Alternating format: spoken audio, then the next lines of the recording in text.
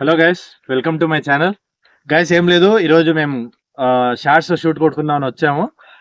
నాకు ఒక షూట్స్ కొడుతుంటే ఒక చిన్నప్పుడు స్కూల్లో చెప్పినారు కదా, మనకు పరమానంద శిష్యులు అనే ఒక లెసన్ ఉండేది.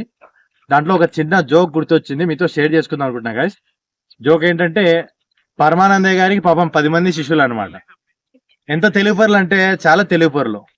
ఎట్లా అంటే, ఒకరోజు పరమానందయ్య గారు ఇల్లు షిఫ్ట్ అయిదామని పాపం సామాన్లు అన్ని ఎద్దుల బండ్లకు వేసుకొని వెళ్తుండే. వెళ్ళేటప్పుడు శిష్యులకు ఏం చెప్పాడంట ఆయన, అరే సామాన్లు కింద పడతాయిరా చూస్తాడండి అని చెప్పాడంట. సో వీళ్ళు ఏం చేసినారు, కింద పడతానే సామాన్లు చూస్తా ఉన్నారు అంతే.